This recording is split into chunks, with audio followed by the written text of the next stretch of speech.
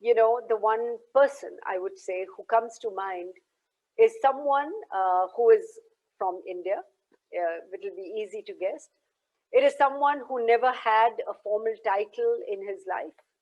It is someone who never got an award from Economic Times or Business Standard or the Nobel Committee, either during his lifetime or posthumously.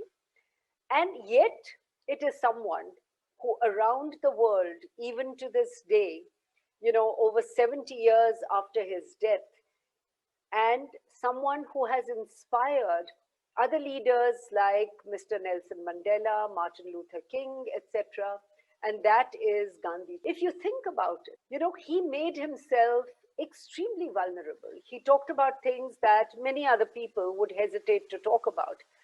And oftentimes, when we think about vulnerability, we say, it is the weak who are vulnerable. It's exactly the opposite, actually. You have to be very strong, you have to be very confident to make yourself vulnerable. I'm not saying, all of us go to the extent that he did in terms of talking about so many aspects of his life, including his personal life.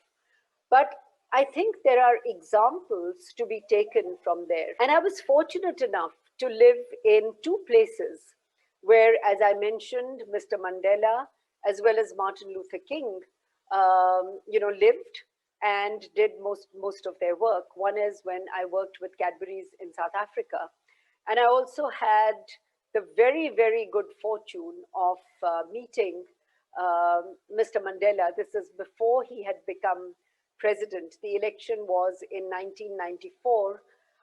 I went to Cadbury as a professional, one of the first professionals, not one of the first, actually the first professional from India in South Africa. There were people of Indian origin in South Africa, but they had gone there several years before that. And I remember at a function where Mr. Mandela was there. I was there. He was very intrigued that I was living on my own in Johannesburg and how I had traveled from India to come and work in South Africa. And, there were many people at this particular function. But there was a time when I found that he and I were alone because, people had drifted and we had to walk to where the formal function was to be. And it is one of those moments that, you think about in your dreams, but when it happens, you're completely tongue-tied. And I'm saying, what is the one question I can ask, somebody like Mr. Mandela? So I asked him, I said, you were locked up in 27 years, of which many of those years were in Robben Island. And I actually traveled to Robben Island to see the cell that he was in, which had a window or a ventilator right on top. So you couldn't even, lift yourself up to actually see the beautiful view of the ocean, which is where Robben Island was. And I said, what was the most difficult thing for you? And his answer tells us something about the character of leadership.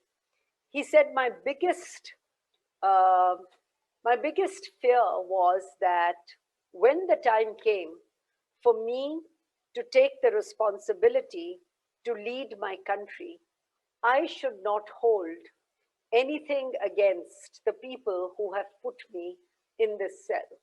Now, it requires great fortitude, it requires great courage. It is a huge test of what we do when we are put in places like that. Fortunately for most of us,